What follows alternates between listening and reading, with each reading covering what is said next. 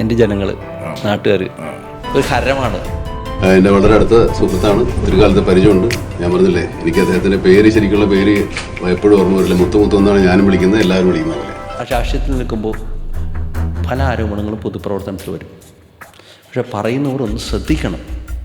എനിക്ക് ആ വിനീതമായ പൊതുസമൂഹത്തിലുള്ള അഭ്യർത്ഥനയാണ്. നിങ്ങൾ പോകുന്ന കാര്യങ്ങൾ സമൂഹത്തിന് ഗുണമുള്ളതാണെന്ന് ചിന്തിക്കണം. ഇനി പറയാൻ പോകുന്ന കാര്യങ്ങൾ നിങ്ങൾക്ക് ഗുണമുള്ളതാണെന്ന് ചിന്തിക്കണം. സമൂഹത്തിന് അല്ലെങ്കിൽ നിങ്ങൾക്ക്.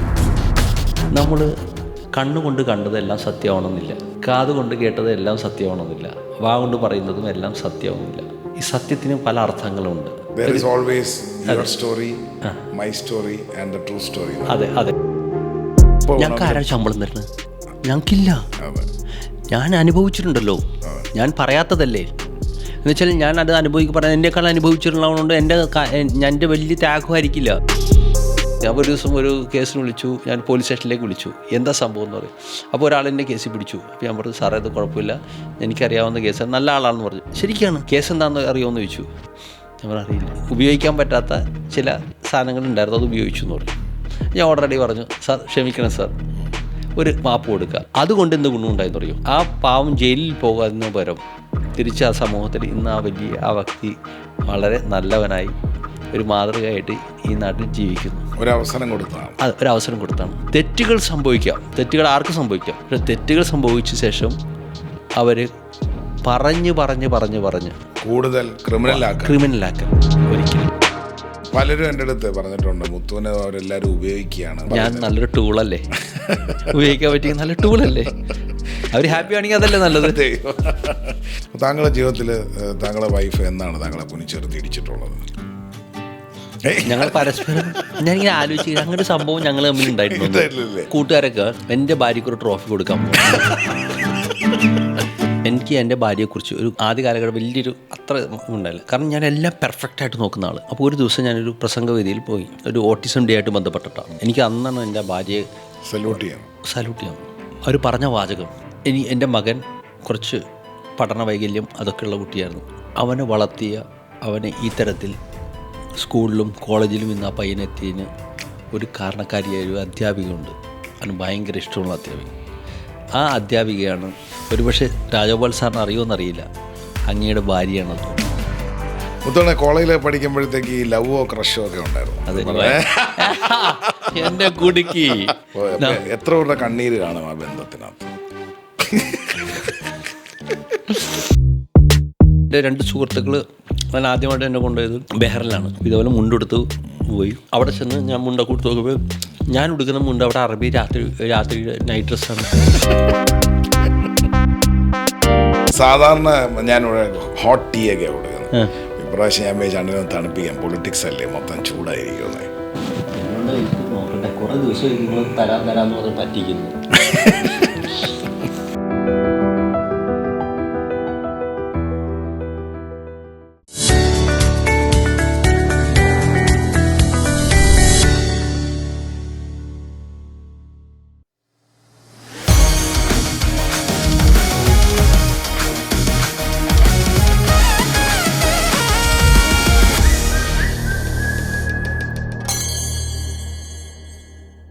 നമസ്കാരം, വെൽക്കം ടു ഡൈൻ വിത്ത് നലൻ. എൻ്റെ അടുക്കളയെ പറ്റി ഞാൻ പറഞ്ഞിട്ടുണ്ട്. എൻ്റെ ജീവിതം തന്നെ basically depends like A kitchen where I cook everything. And cooking comes with emotions, with love, with different kind of recipes. And it also has sweet, spicy and surprises. Today I have A wonderful guest, A person who always cook with love. ഞാൻ അങ്ങനെ പറയൂ, കാരണം പുള്ളിയുടെ ഒരു icon എന്ന് പറയുന്നത് തന്നെ പുള്ളിയുടെ ചിരിയാണ്. സ്നേഹം വാരി വെതറി ആ ചിരിയോടുകൂടി പൊളിറ്റിക്കൽ വേൾഡിൽ സ്വന്തമായി ഒരു മുദ്ര പതിപ്പിച്ച a wonderful person CJ Rajagopal, നമ്മളുടെ സ്വന്തം മുത്തുജി. ഞാൻ വിളിക്കും Muthuvannan. Welcome Muthuvannan to dine with. Thank you. എന്തുകൊണ്ട് വിശേഷം? നല്ല വിശേഷം. നമുക്കൊരിക്കലും ചീത്ത വിശേഷം വേണ്ട എന്നുള്ളതാണ്. ഈ ചിരി ഇങ്ങനെ സ്വന്തമാക്കി വെച്ചിരിക്കുന്നത് എന്താണ്? ദൈവം നന്നാണ്. മുത്തുവണ്ണനെ പറ്റി ഓർക്കുമ്പോഴേ ആദ്യം വരുന്നത് ഈ ചിരിയാണ്. എനിക്ക് എല്ലാവരും കണ്ടാലും നല്ല ചിരി വരും. ആകെ ഒരു പേടി എന്താണെന്നറിയോ, നമ്മുടെ നാട്ടിൽ മരണ വീട്ടിൽ പോകും നമ്മൾ. അപ്പോൾ ഞാൻ എൻ്റെ സ്വാഭാവികമാണ്, ശരി നമ്മളെ സംബന്ധിച്ച് എപ്പോഴും ഉള്ളതാണ്.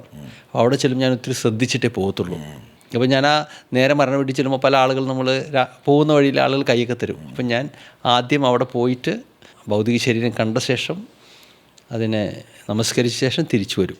മുത്തോണ്ണ, എനിക്ക് ചോദിക്കാനുള്ളൊരു കാര്യം, കാരണം മുത്തോണ്ണ ഞാൻ വളരെ കുറച്ച് വർഷങ്ങളായതേ ഉള്ളൂ പരിചയപ്പെട്ടിട്ട്. മുത്തോണ്ണ എന്താണെന്നോ രാഷ്ട്രീയത്തിൽ എന്താണെന്നോ ഒന്നും അറിയാതെ പരിചയപ്പെട്ടാണ്, യാദൃശ്യമായി പരിചയപ്പെട്ടത്. പക്ഷേ എന്തോ ഒരു സ്നേഹബന്ധം നമ്മളെ തമ്മിൽ ഈ ജേണി മുമ്പോട്ട് കൊണ്ടുപോകാൻ ഹെൽപ്പ് ചെയ്തു.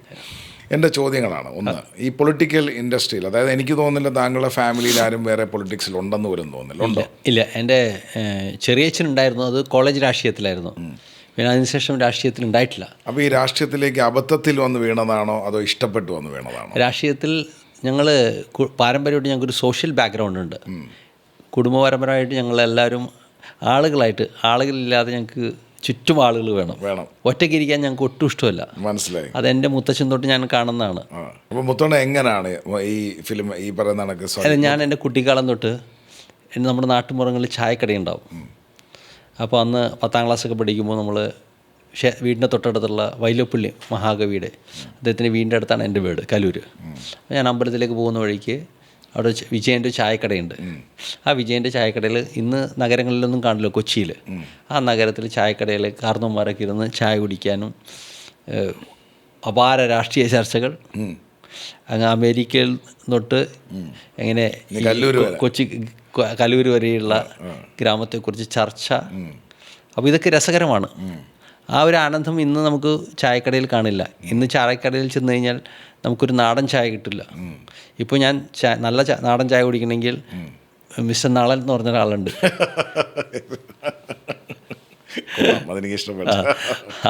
നളൻ്റെ അടുത്ത് ചെന്നിട്ടാണ് ആ ചായ കുടിക്കുന്നത്.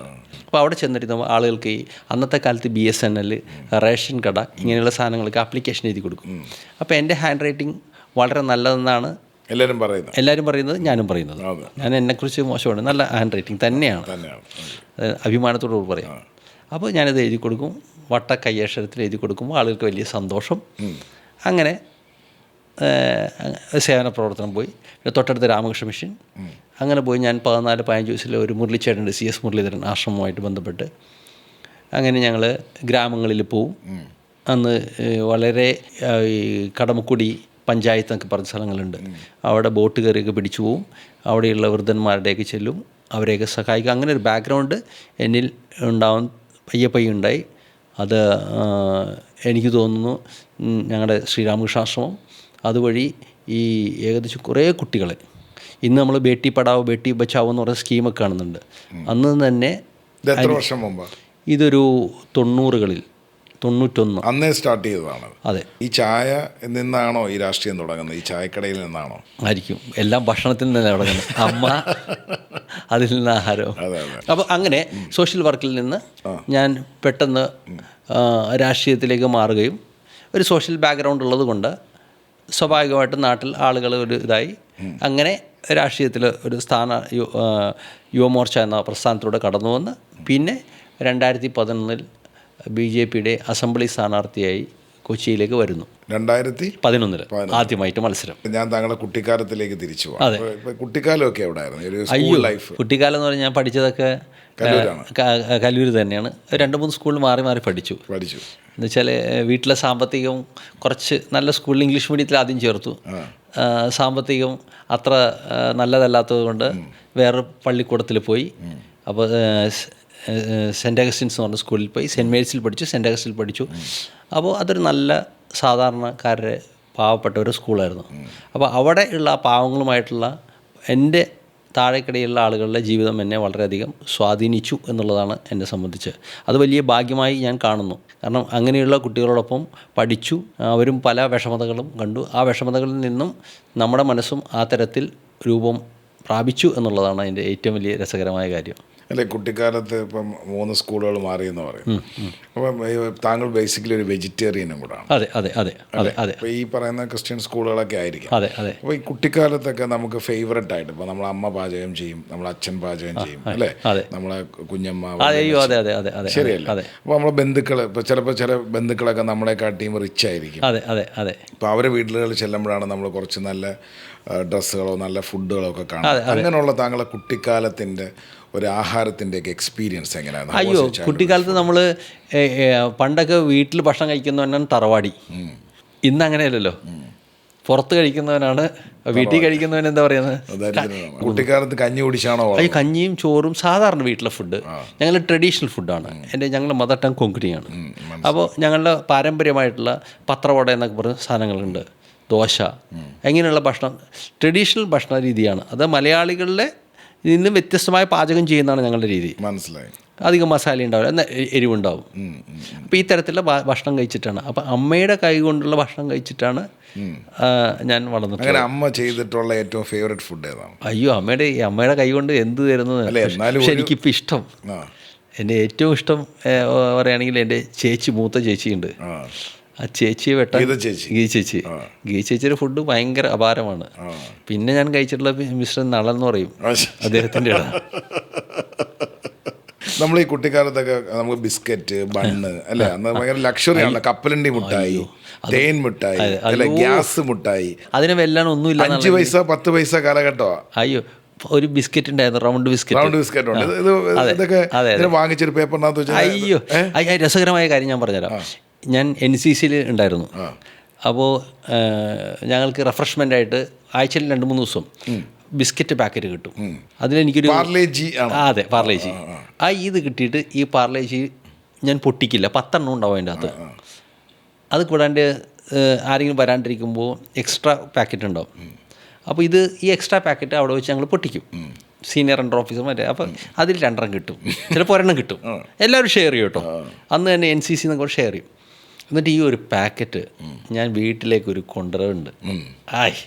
അത് നോക്കണം. റിച്ച് മാൻ എന്ന് പറഞ്ഞു കഴിഞ്ഞാൽ ഞാൻ എന്തോ വലിയ സാധനം വീട്ടിലേക്ക് വളരെ കഷ്ടപ്പെട്ട് മേടിച്ചു കൊണ്ടുവരുന്നു. എന്നിട്ട് ആ ഒരു പാക്കറ്റ് അമ്മയുടെ കയ്യിൽ കൊടുക്കും. അമ്മ അത് പൊട്ടിക്കും. എന്നിട്ട് അമ്മ ഈ 2 എണ്ണം വെച്ച്, അതായത് എനിക്ക് 3 സഹോദരിമാർ, അപ്പോൾ ഞാനൊന്ന് 4. അപ്പോൾ എത്രയായി? ഞങ്ങൾ 3 ഞാനൊന്ന് 4, അപ്പോൾ 8ആയി. 2 എണ്ണം എക്സ്ട്രാ ഉണ്ടാവും. അത് ചിലപ്പോൾ അമ്മയും അച്ഛനും കൂടെ കഴിക്കും. അപ്പോൾ എൻ്റെ ലൈഫിൽ എന്നെ ഏറ്റവും ടച്ച് ചെയ്യുന്ന ഒരു ഭാഗമാണ്. കാരണം ഇന്ന് പല വീടുകളിലും ഒരു കുട്ടിയൊക്കെ ഉണ്ടാവുള്ളൂ, അല്ലെങ്കിൽ 2. ഷെയറിങ് എന്നുള്ള സാധനം, സ്നേഹം എന്നുള്ള സാധനം ഈ ഷെയറിങ്ങിലൂടെയാണ്. എൻ്റെ കൺമുന്നിൽ കൂടെ പോകുന്നൊരു സംഭവമാണത്. സഹോദരിമാർ ഷെയർ ചെയ്തുള്ള അത് ഞാനും കൊണ്ടുവരുന്നത്, അത് അമ്മ പകുത്തു നൽകുന്നു. ഇതിൽ പരം മനോഹരമായൊരു സംഭവം മുഹൂർത്തം കാണാം. 4 പെങ്ങന്മാർ. അതെ. ഏറ്റവും ഇളയവനാണോ ഈ മുത്തശ്ശി? ഞാൻ മൂന്നാമത്തെ. എനിക്ക് എന്നാൽ ഈ 3 പെണ്ണുങ്ങളും കൂടെ വാത്സല്യം തന്ന് വഷളാക്കിയ മുത്തോണനാണോ താങ്കൾ? ഇല്ല, അവർക്ക് എന്നെക്കുറിച്ച് സ്നേഹമാണ് ആ ഒരു വാത്സല്യം. പക്ഷേ എന്നാൽ താങ്കൾ മാത്രമാണല്ലോ രാഷ്ട്രീയത്തിലേക്ക് തിരിഞ്ഞു പോയത്. അത് ദൈവം എന്നെ അങ്ങോട്ടേക്ക് പകുത്ത് നൽകി, ഒരു റൂട്ട് തിരിച്ചു വിട്ട്.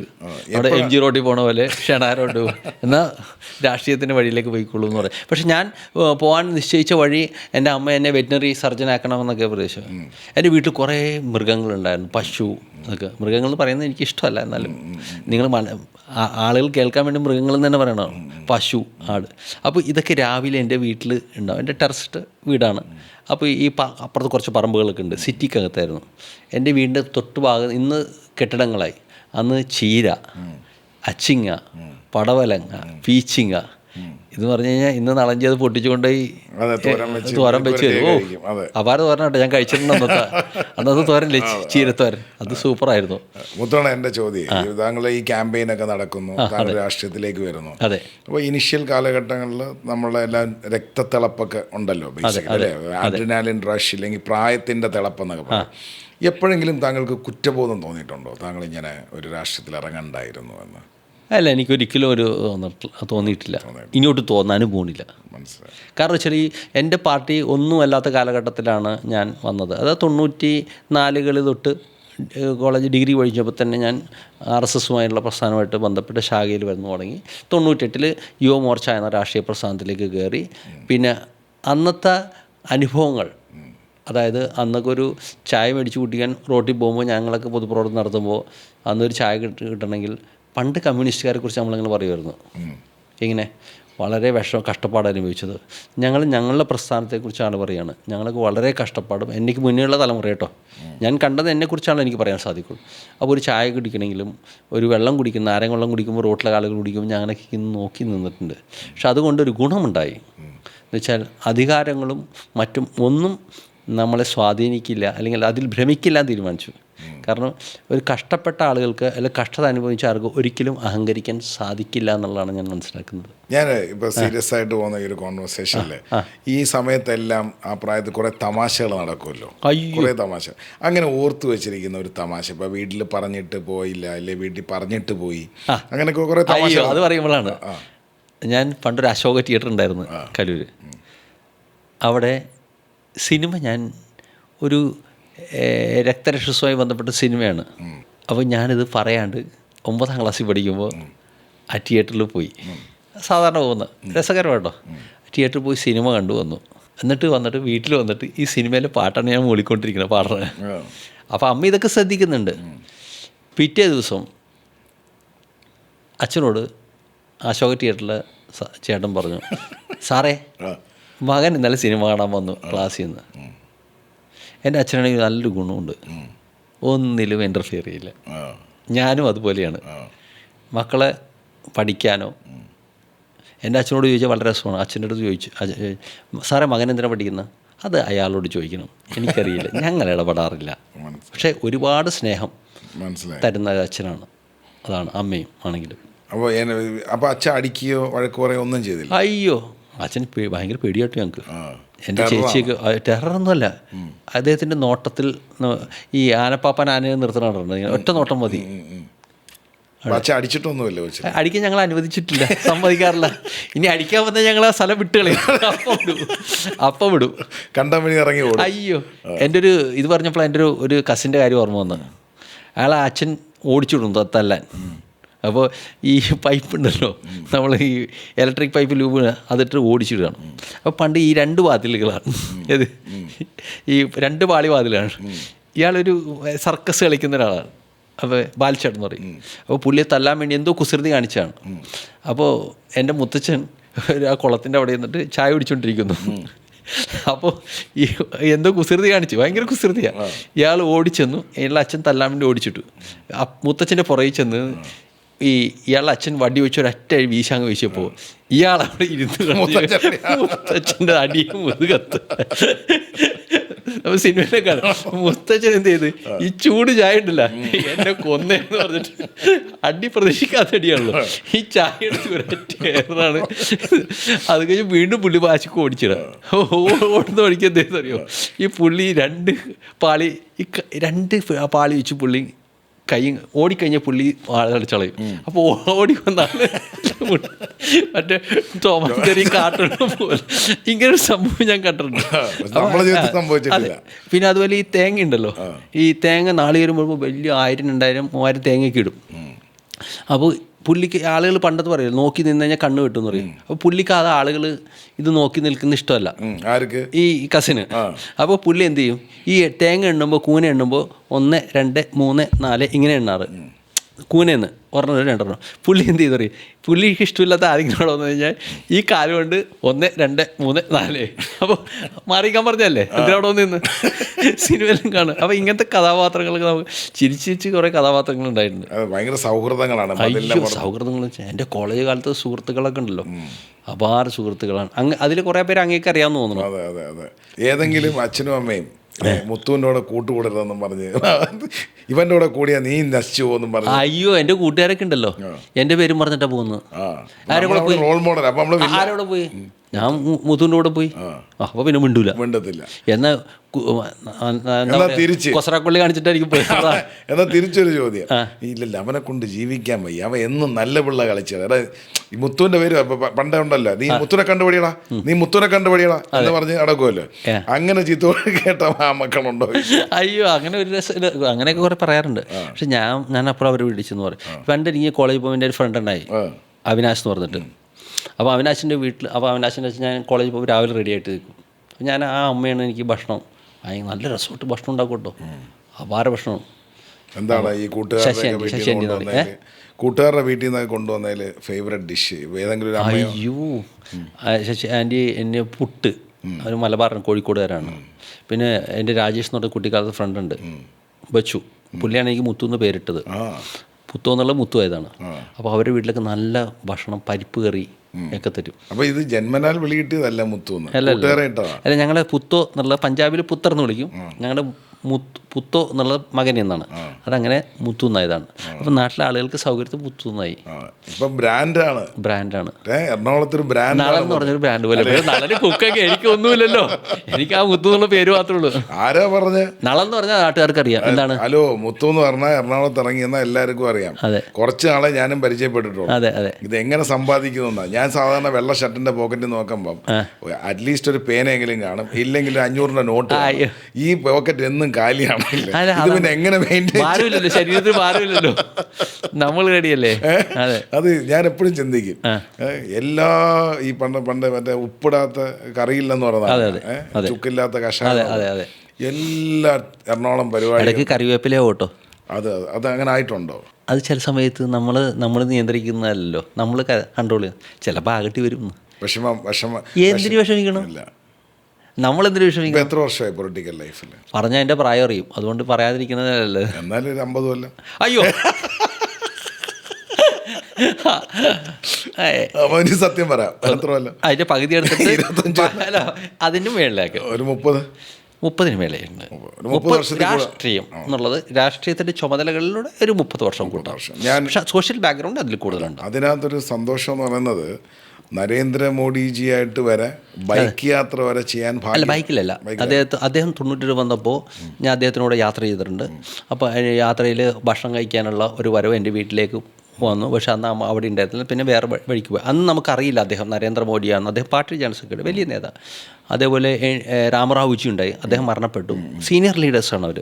ഞാൻ ജനാകൃഷ്ണമൂർത്തി അവരെയൊക്കെ കണ്ടിട്ടുണ്ട്.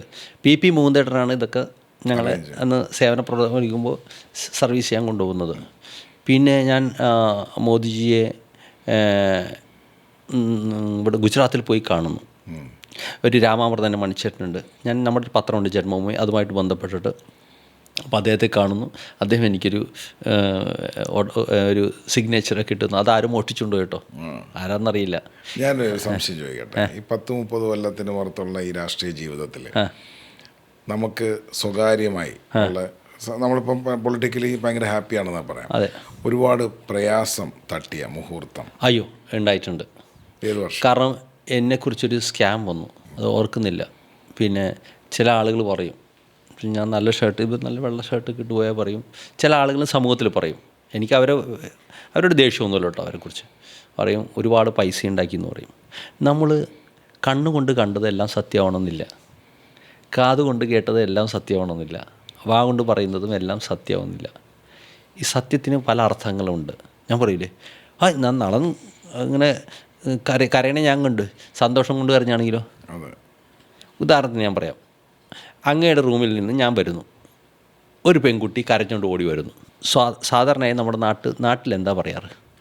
പെൺകുട്ടിയെ പീഡിപ്പിച്ചെന്നേ അതല്ലേ പറയുള്ളൂ, ഇല്ലേ? ഞാൻ ചിന്തിക്കുന്ന അങ്ങനെയല്ല. പക്ഷെ നളനോട് ആ പെൺകുട്ടി ചെന്ന് ആ കുട്ടിയുടെ വിഷമം പറഞ്ഞ്, സങ്കടം പറഞ്ഞ്, തിരിച്ചു കരഞ്ഞ് കണ്ണ് അല്ലെങ്കിൽ ആ വിഷമം പറഞ്ഞ് തിരിച്ചു വരുമ്പോഴാണ് ഞാൻ കണ്ടെങ്കിൽ, ഞാൻ കണ്ടത് സത്യമാണോ? ഞാൻ കണ്ടെന്നേ ആ പെൺകുട്ടി കരഞ്ഞുകൊണ്ട് പോകണമെന്ന് സത്യമാണോ അത്?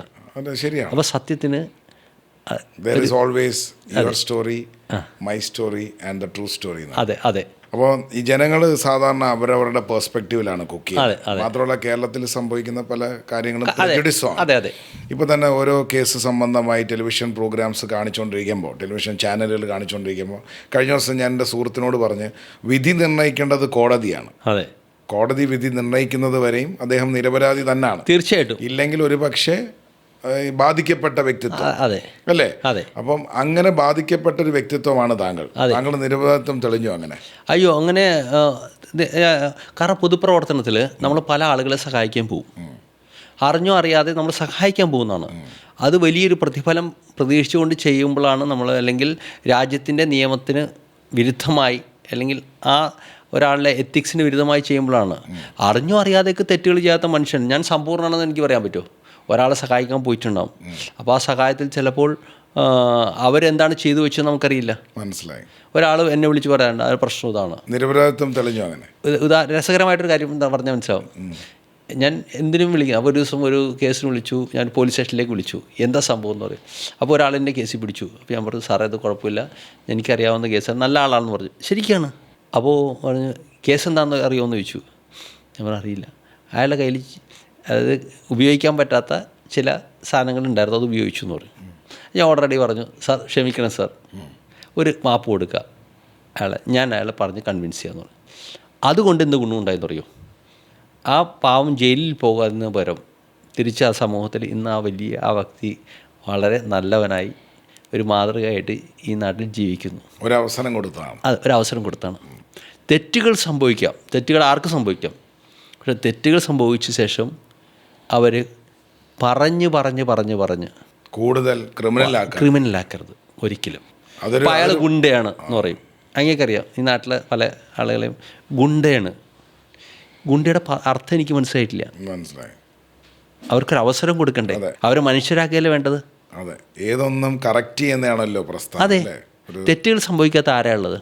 അപ്പോൾ അവരെ ഒന്ന് കറക്റ്റാക്കി കൊണ്ടുവരിക എന്നുള്ളതാണ് ഒരു പബ്ലിക് ഉത്തരവാദിത്വം. ചോദ്യം, കുക്ക് ചെയ്യാറുണ്ടോ? ആ, മടിയനാണ് ഞാൻ. അയ്യോ, ക്ലീൻ ചെയ്യും. കാരണം എല്ലാവരും എല്ലാത്തിലും മാസ്റ്റേഴ്സ് ആവില്ല. പക്ഷേ ക്ലീനിങ്ങിൽ താങ്കൾ മാസ്റ്റർ. കുപ്പായം കഴുകി. അതെ, സെൽഫ്. അതെ, ഞാൻ സ്വന്തം തന്നെ. ഞാൻ ചിന്തിക്കാറുണ്ട്, ഈ വെള്ളം എങ്ങനെ മെയിൻറ്റെയിൻ ചെയ്യുന്നു. അതിന് വെള്ളയ്ക്കൊരു ഇതുണ്ട്, രണ്ട് വശമുണ്ട്. ഞാൻ ജോലി ചെയ്തിരുന്നപ്പോൾ എനിക്ക് നല്ല ഷർട്ട്സ് ഇഷ്ടമാണ്. ഇപ്പം ഞാൻ നളഞ്ചേക്ക് ഇടുന്ന ഷർട്ട്സ് അല്ലെങ്കിൽ മറ്റുള്ളവർക്ക് എനിക്കിഷ്ടമാണ്. പക്ഷേ ഞാൻ ഈ പൊതുപ്രവർത്തനം തുടങ്ങിയപ്പോൾ എൻ്റെ ആ മോഹം ഉപേക്ഷിക്കാൻ വേണ്ടിയാണ് വെള്ളം ഇട്ടത്. പിന്നെ എൻ്റെ അമ്മ പട്ടുസാരി ഒന്നും ഉടുക്കില്ല. എനിക്കൊരു പാരമ്പര്യമായിട്ട് എൻ്റെ കഴിവുകൊണ്ടൊന്നുമല്ല. എൻ്റെ അമ്മയും വെള്ള ബ്ലൗസ് ഇടുള്ളൂ, അങ്ങനെ കളർ ബ്ലൗസ് ഒന്നുമില്ല. അപ്പോൾ ഇതൊരു അമ്മയ്ക്കും കൂടെ ഒരു സമർപ്പണം ആയിക്കോട്ടെ എന്ന് വിചാരിച്ചിട്ടാണ് ഞാനത് ചെയ്യുന്നത്. എന്നാലും ഈ ജീവിതയാത്ര ഉണ്ടല്ലോ, യാത്രയിൽ എല്ലാ ഒരുപാട് ദുഃഖങ്ങൾ ഉണ്ടാവും. അപ്പോൾ അങ്ങനെ താങ്കൾക്ക് വേണ്ടി മാത്രം, അതായത് നമ്മളെല്ലാവരും സോളിറ്റ്യൂഡിൽ പോവാ. അതെ, നമ്മൾ അറിവിനേക്കാൾ വലുതാണ് നമ്മളെ തിരിച്ചറിവെന്ന് പറയുന്നത് പറഞ്ഞിട്ടുണ്ട്. എൻ്റെ ചോദ്യം, താങ്കൾക്ക് അങ്ങനെ ഒരുപാട് വേദന തന്ന ഒരു സ്റ്റോറി ഉണ്ടാവും, അതോ ഒരുപാട് സ്റ്റോറികളുണ്ടോ? ഒരുപാട് സ്റ്റോറികൾ ഉണ്ട്. ഉദാഹരണത്തിന് തളർന്നിട്ടില്ല. ഉദാഹരണത്തിന് പറയാം, ഞാനൊരു സ്റ്റോറി. ഞാനിപ്പോൾ 24 മണിക്കൂർ ഫോൺ എടുക്കും. അതിനൊരു കാരണമുണ്ട്. ഒരു ദിവസം ഞാൻ വളരെ ക്ഷീണിതനായിട്ട്, ഞാൻ ഏകദേശം 12:30 എൻ്റെ വീടിൻ്റെ വാതിലടയ്ക്കുന്നത് 12:30 കഴിയുമ്പോഴേ അടയ്ക്കുള്ളൂ രാത്രി. ഒരു ദിവസം രാത്രി എനിക്ക് ഒരു ഫോൺ കോൾ വരിക. അപ്പോൾ ഒരു കുട്ടി എന്നെ ഇടയ്ക്കിടയ്ക്ക് വിളിക്കും, കരയും, കാര്യങ്ങൾ പറയും. അപ്പോൾ തൊട്ടടുത്ത് എൻ്റെ ഭാര്യ ഉണ്ടാവില്ല. സ്വാഭാവികമായിട്ടും ഭാര്യമാർ ശ്രദ്ധിക്കും. കുടുംബകലഹം ഉണ്ടാകാൻ അത് മതി. അതാണ് ഞാൻ പറയുന്നത്. നമ്മൾ കേട്ടത് സത്യമാവണമില്ല, കണ്ടത് സത്യമാവണമെന്നില്ല എന്ന്. പക്ഷേ എൻ്റെ ഭാര്യ എന്നെ നന്നായിട്ട് അറിയാവുന്നതുകൊണ്ട് ഒരു ദിവസം ഒരു 12:30 ഈ കുട്ടിയുടെ ഫോൺ വരികയാണ് എനിക്ക്. ഫോൺ വന്നപ്പോൾ ഞാനത് ഫോൺ വളരെ ക്ഷീണിതനായതുകൊണ്ട് ഞാൻ എടുക്കണ്ട എന്ന് വിചാരിച്ചു. പക്ഷേ ഞാൻ വിചാരിച്ചു എന്തോ അത്യാവശ്യം തന്നെ ആ ഫോൺ എടുത്തു, ആ കുട്ടിയോട് സംസാരിച്ചു. പിറ്റേ ദിവസം ഞാൻ ആ കുട്ടിയെ കണ്ടു, സംസാരിച്ചു. എന്തായിരുന്നു രാത്രി ഫോൺ? ഒരു 10-10:30 ശേഷം ഇങ്ങനെ വിളിക്കണോ മീൻസ് എന്ത്? അപ്പോൾ ആ കുട്ടിക്ക് മാനസികമായിട്ട് വീട്ടിലെ പല പ്രശ്നങ്ങളും കാരണം ഒരു ആത്മഹത്യക്ക് തുനിയാൻ നിൽക്കുന്ന സമയത്താണ് എന്നെ വിളിക്കാൻ തോന്നിയത്. ഞാൻ ആ ഫോൺ കോൾ ഞാൻ ആ ഫോൺ കോൾ അറ്റൻഡ് ചെയ്തില്ലായിരുന്നെങ്കിൽ എന്താ സംഭവിക്കുന്നത്? ഒരു ജീവിതം നഷ്ടപ്പെട്ടു പോകും. അപ്പോൾ ചിലപ്പോൾ നമ്മൾ ദുഃഖിക്കേണ്ടി വരും. പക്ഷെ നമ്മളുടെ ദുഃഖം കാരണം മറ്റുള്ളവർക്കൊരു സുഖം കിട്ടുകയാണെങ്കിൽ അത് വലിയ പ്രാധാന്യം. എനിക്ക് ദുഃഖം ഉണ്ടാവും, പക്ഷെ ഞാൻ ആ ഫോൺ എടുക്കുന്നതുകൊണ്ട് വലിയ പ്രശ്നങ്ങളുണ്ടാവും. പക്ഷെ ഞാൻ ആ ഫോൺ എടുത്തില്ലായിരുന്നെങ്കിൽ ഒരു ജീവിതം നഷ്ടപ്പെടുമ്പോൾ ആ ജീവിതത്തോടെ കുടുംബം തന്നെയാണ് നഷ്ടപ്പെടുന്നത്. പുറമേ നിന്ന് നോക്കും, ഇന്ന് അവർ വളരെ സക്സസ് ആയിട്ട് ജീവിക്കുന്നത് കാണുമ്പോൾ പുറമേ നിന്ന് നോക്കുമ്പോഴേ മുത്തോണ്ണൻ്റെ രാഷ്ട്രീയ ജീവിതം എടുത്തു നോക്കിയാലും എന്നെ സംബന്ധിച്ചുള്ള ശരാശരി സാധാരണക്കാരെന്ന രീതിയിലാണ് ഞാൻ പറയുന്നത്. എൻ്റെ കാഴ്ചപ്പാട്, എൻ്റെ സ്റ്റോറിയാണ്. തോൽവികളാണ് കൂടെ നിന്നവരും ജയിപ്പിച്ചത് എൻ്റെ കാഴ്ചപ്പാട്. കാരണം രാഷ്ട്രീയത്തിലായാലും ശരി, ഒരു ലീഡർഷിപ്പിന് നമ്മൾ മത്സരിക്കുമ്പോഴായാലും നമ്മളെ കൂടെ ആൾക്കാരുണ്ട് എന്നറിയുന്നത് നമ്മളുടെ ഒരു ആവശ്യം വരുമ്പോഴാണ്. അതല്ലാണ്ട് ഞാൻ കൂടെ ഉണ്ടോ എന്ന് പ്രസംഗിച്ചുകൊണ്ട് നടക്കുന്നതിൽ കാര്യമില്ലല്ലോ. ഒരവസരത്തിൽ നമ്മളെ കൂടെ ഉണ്ടോ ഇല്ലയോ എന്നൊരു ചെക്ക് ലിസ്റ്റ് വയ്ക്കാൻ പറ്റും. അങ്ങനെ നോക്കുകയാണെങ്കിൽ ഈ എനിക്ക് തോന്നുന്നില്ല അടുത്ത കാലത്തൊന്നും ജയിച്ച കഥകൾ താങ്കൾക്കുണ്ടെന്ന്. മനസ്സിലായില്ലേ? പക്ഷെ താങ്കളുടെ സ്റ്റോറികളിൽ എല്ലായ്പ്പോഴും താങ്കൾ ജയിച്ചിട്ടേ ഉള്ളൂ. താങ്കൾ ആൾക്കാർക്ക് വേണ്ടി നിന്നതായാലും താങ്കൾ ഓരോരുത്തർക്ക് വേണ്ടി ചെയ്ത കാര്യങ്ങളായാലും അതും ഞാൻ തന്നെ ദൃശ്യം വഹിച്ചിട്ടുണ്ട്. വീണ്ടും ഇപ്പോൾ മത്സരിക്കാൻ പോവുകയാണ്. അതിനെല്ലാ ആശംസകളും ഞാൻ പറയുന്നു. സന്തോഷം. എൻ്റെ ചോദ്യം മാത്രമല്ല, എൻ്റെ കുറേ ആളുകൾ ഉണ്ട്. അതായത് നാടിന് ആവശ്യമുള്ളവരൊക്കെ ജയിക്കണമെന്ന് നമുക്ക് പ്രാർത്ഥിക്കണം. തീർച്ചയായിട്ടും. പക്ഷേ ഞാൻ ചോദിക്കുന്നത് ഈ ഒരു ഇൻസ്പിറേഷൻ, ഈ ഒരു ഇൻഫ്ലുവൻസ് ഒരാളിൽ നിന്ന്, കാരണം നമ്മൾ ജയിച്ച് പോകുമ്പോഴോ നമ്മൾ വല്ലപ്പോഴും തോൽക്കുമ്പോഴോ ഒക്കെ നമുക്ക് ഒരു പ്രചോദനം ഉണ്ടാവാം. നമുക്ക് നിരന്തരം ഓരോ മത്സരവേദികളിൽ നമ്മൾ നിൽക്കുമ്പോൾ നമ്മളെ കൂടെ നാടും നാട്ടുകാരും ഉണ്ടെന്ന് നമ്മൾ വിശ്വസിക്കുന്ന സമയത്ത് നമ്മൾ പോലും പ്രതീക്ഷിക്കാത്ത അപ്രതീക്ഷിതമായ തോൽവികൾ നമ്മളെ പിറകിൽ നിന്നും മുമ്പിൽ നിന്നും അടിക്കുമ്പോൾ നമ്മൾ ബേസിക്കലി ഒന്ന് ഉടയും. പക്ഷെ താങ്കൾ വാർത്തെടുക്കുന്നത് സ്വർണം കാച്ചിയാണ്. അത് ജാപ്പനീസിലൊരു ബൗളുണ്ട്, താങ്കൾക്ക് അറിയുമെന്നറിയില്ല. ജാപ്പനീസ് ഒരു ആർട്ട് എന്ന് പറയുന്നത് ഉടഞ്ഞു പോയ ബൗളുകളെ സ്വർണം ചേർത്താണ് ഒട്ടിക്കുന്നത്. അത് സാധാ ബൗളിനെ കാട്ടിയും വില കൂടുതൽ. അതിനൊരു പേരുണ്ട്, എനിക്ക് പെട്ടെന്ന് ഓർമ്മ വരുന്നില്ല. താങ്കളുടെ ലൈഫ് ഞാൻ കാണുമ്പോൾ ആ ജാപ്പനീസ് ബൗളുമായിട്ടാണ് ഞാൻ താരതമ്യപ്പെടുന്നത്. കാരണം ഒരു ഷെഫ് എന്ന രീതിയിൽ ആ ഒരു ബൗളിനെ അതിന് പേര് വയ്ക്കാം. ഈ സ്വർണം ചേർത്ത് ചാലിച്ച് നിൽക്കുന്ന താങ്കൾ വീണ്ടും ഒരു മത്സരത്തിന് വരികയാണ്. ആരാണ് താങ്കളുടെ ഇൻസ്പിറേഷൻ? സമൂഹമാണ്, എൻ്റെ കൂട്ടുകാരാണ്, എൻ്റെ കൂടെ നടക്കുന്ന എല്ലാ ആളുകളാണ്. ഇപ്പോൾ എന്നെ പരാജയപ്പെടുത്തി എന്ന് ഒരാൾ പറയുമല്ലോ, പക്ഷെ ഞാൻ അവരോട് വളരെ കടപ്പെട്ടിരിക്കുന്നു. കാരണം വെച്ചാൽ എന്നെ അവർ പരാജയപ്പെടുത്തിയത് കൊണ്ടാണല്ലോ എനിക്ക് വിജയിക്കാനുള്ള ഒരു ഉത്തേജനം ലഭിക്കുന്നത്. അപ്പോൾ ഓരോ പരാജയപ്പെടുത്തലും വിജയത്തിലേക്ക് എത്തിക്കും. എന്നാലും 10-30 വർഷം നിർത്തിയിട്ട് വേറെ പണിക്ക് വെക്കൂടെ എന്ന് ആൾക്കാർ ചോദിച്ചിട്ടുണ്ട്. പലരും ചോദിച്ചിട്ടുണ്ട്, ഈ പണിക്ക് നിൽക്കണോ ലൈഫ് മൊത്തം. അപ്പോൾ 30 വർഷത്തെ സർക്കാർ സർവീസിൽ പോയ പെൻഷൻ കിട്ടേണ്ട സമയമായി കഴിഞ്ഞു. ഞാൻ ഷിപ്പിങ്ങിലായിരുന്നു ജോലി, ഷിപ്പിംഗ് ഇൻഡസ്ട്രിയിൽ നിന്നായിരുന്നു. അവിടുന്ന് ജോലി രാജിവെച്ചിട്ടാണ് പൊതുപ്രവർത്തനം വന്നത്. പിന്നെ നമ്മുടെ മോഹൻലാൽ അദ്ദേഹത്തിൻ്റെ സിനിമയൊക്കെ ഏതൊക്കെ ഞാൻ സിനിമ കണ്ടിട്ടില്ല. അതിൽ പറയുന്ന പോലെ രാവിലെ ജോലിക്ക് പോകുമ്പോൾ ഏതെങ്കിലും നാട്ടിലെ പ്രശ്നങ്ങളായിട്ട് പോകും. അപ്പോൾ പിന്നെ പോകുന്ന ബിസിനസ് ആ ജോലിയാണ് മാറി വയ്ക്കും. അപ്പം അങ്ങനെ ഞാൻ പോയിട്ടുള്ളതാണ്. പക്ഷെ എനിക്ക് ഒരിക്കലും ഒട്ടും തിരിഞ്ഞു നോക്കുമ്പോൾ സങ്കടം ഉണ്ടായിട്ടില്ല. എൻ്റെ പട്ടിണി എനിക്ക് ഭക്ഷണത്തിൻ്റെ രുചിയെ മനസ്സിലാക്കി തന്നു. ഞാൻ അനുഭവിച്ച പട്ടിണി. അപ്പോൾ ഒരു കറി ഉണ്ടെങ്കിൽ തന്നെ ഞാൻ ഹാപ്പിയാണ്. പലരും എൻ്റെ അടുത്ത് പറഞ്ഞിട്ടുണ്ട്, മുത്തുവിനെ അവരെല്ലാവരും ഉപയോഗിക്കുകയാണ്, മുത്തുവിനെ എല്ലാവരും ഉപയോഗിക്കുകയാണ്. എൻ്റെ അടുത്ത് പറഞ്ഞ കാര്യം ആരാണെന്ന് ഞാൻ നല്ലൊരു ടൂളല്ലേ, ഉപയോഗിക്കാൻ പറ്റിയ നല്ല ടൂളല്ലേ. അവർ ഹാപ്പി ആണെങ്കിൽ അതല്ലേ നല്ലത്. ഇപ്പോൾ അടിസ്ഥാനപരമായി പറഞ്ഞാലേ താങ്കൾ എന്നെ സംബന്ധിച്ചിടത്തോളം താങ്കൾ ഏറ്റവും ഇഷ്ടപ്പെടുന്ന ഒരു ജീവിതമാണോ താങ്കൾ നയിച്ചുകൊണ്ടിരിക്കുന്നത്? ഞാൻ സന്തോഷവാനാണ്. പക്ഷേ ഇപ്പോൾ ഞാൻ തിരഞ്ഞെടുപ്പിലൂടെ ജയിക്കുമ്പോൾ ഞാനിപ്പോൾ ഒരു കൗൺസിലർ പോലുമല്ല. മനസ്സിലായി. ഞാനൊരു തിരഞ്ഞെടുത്ത് ഉണ്ടായിട്ടില്ല. പക്ഷേ ഈ തവണ ഞാൻ ഒരു പാട്ടുണ്ട്, അയ്യോ ഞാനൊരു പാട്ടുണ്ടായിരുന്നു എൻ്റെ പെട്ടെന്ന്. പ്രിയരാം കൊച്ചിക്കാരേ, പ്രിയരാം കൊച്ചിക്കാരേ, എൻ മനമറിയും പ്രിയ സോദരരേ, താമരയിൽ നിങ്ങൾ വോട്ടുകൾ നൽകുമ്പോൾ ഭാവിതൻ ജീവിതം പാസുരമായി, പ്രിയരാം കൊച്ചിക്കാരേ. ഈ പാട്ട് കേട്ടിട്ടെങ്കിലും ഈ കൂടെ കൊണ്ട് നടക്കുന്നവർ betrayal never comes from the enemy എന്ന് കേട്ടിട്ടുണ്ടോ? അതെ. ചതി ഒരിക്കലും ശത്രുക്കളിൽ നിന്ന് വരില്ല. അല്ല. എന്താ എൻ്റെ അഭിപ്രായം? ഞാൻ ശത്രുവിനെയും മിത്രത്തിനും ഒരുമിച്ച് കൊണ്ടുപോകാൻ ആഗ്രഹിക്കുന്നു. ഒരു നാണയത്തിൻ്റെ ഇരുവശങ്ങളാണ്. ഒരു രാഷ്ട്രീയത്തിൽ നിൽക്കുമ്പോൾ പല ആരോപണങ്ങളും പൊതുപ്രവർത്തനത്തിൽ വരും. പക്ഷെ പറയുന്നവർ ഒന്ന് ശ്രദ്ധിക്കണം. എനിക്ക് ആ വിനീതമായ പൊതുസമൂഹത്തിലുള്ള അഭ്യർത്ഥനയാണ്. നിങ്ങൾ പറയുമ്പോൾ നിങ്ങൾ പോകുന്ന കാര്യങ്ങൾ സമൂഹത്തിന് ഗുണമുള്ളതാണോ എന്ന് ചിന്തിക്കണം.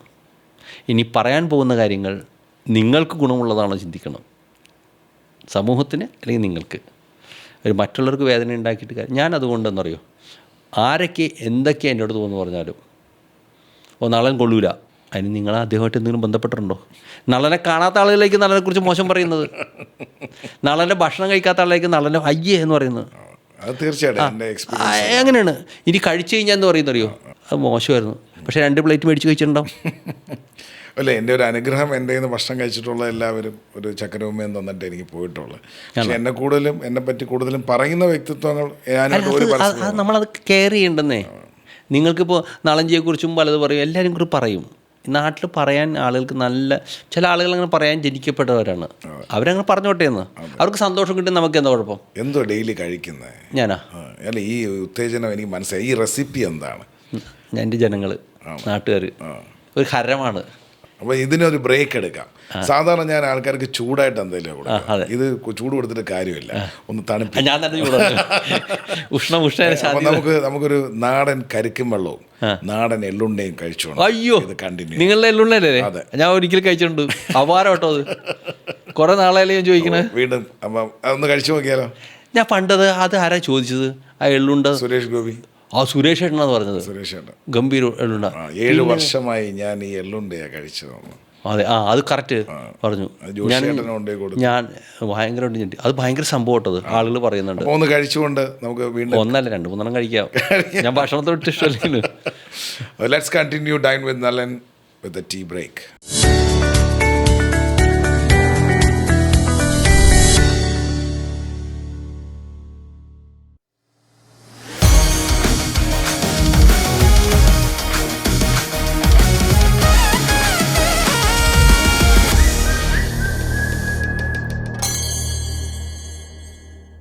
അപ്പോൾ നമ്മൾ കരിക്കും വെള്ളം എത്തിയിട്ടുണ്ട്. പ്ലീസ്, ഞാൻ ആദ്യം ഒന്ന് എള്ളുണ്ട് കഴിക്കട്ടെ.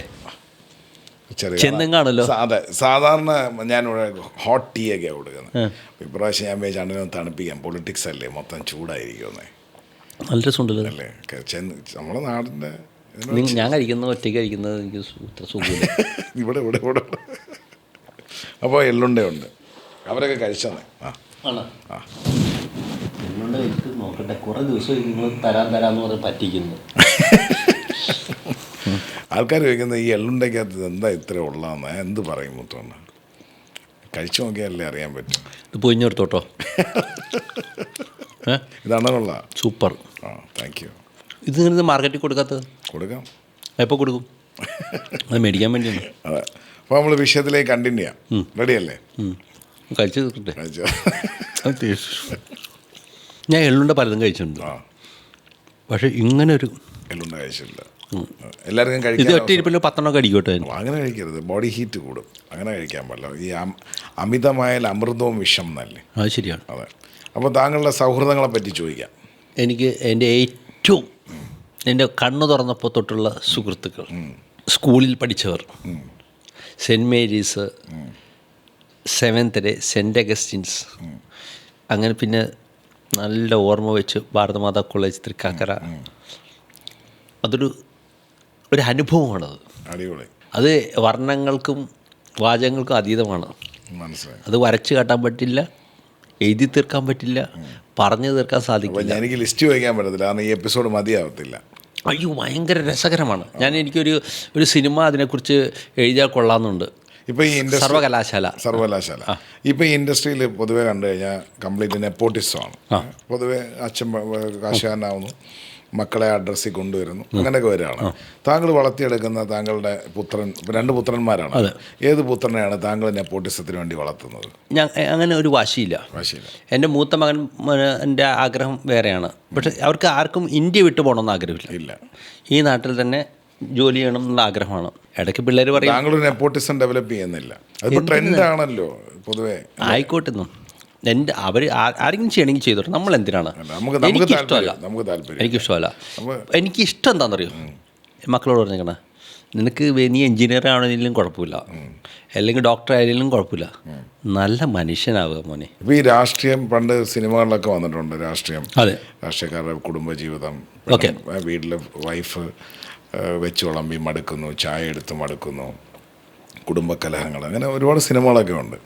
താങ്കളുടെ ജീവിതത്തിൽ താങ്കളുടെ വൈഫ് എന്നാണ് താങ്കളെ കുനിച്ചെറുത്തി ഇടിച്ചിട്ടുള്ളത്? ഞങ്ങൾ പരസ്പരം ഞാനിങ്ങനെ ആലോചിക്കുക അങ്ങനെ ഒരു സംഭവം ഞങ്ങൾ തമ്മിൽ ഉണ്ടായിട്ടുണ്ട്. അഴിച്ചു വിട്ടിരിക്കുകയാണോ? സിനിമയിൽ കോമഡിയൊക്കെ കണ്ട് കുനിച്ചിരിക്കുന്ന കണ്ടിട്ടുണ്ട് റീൽസിലൊക്കെ. അല്ല, ഈ മനുഷ്യനെ കൊണ്ട് ഞാൻ തോറ്റ് ഞാൻ ഒരിക്കലും പറയിപ്പിച്ചിട്ടില്ല.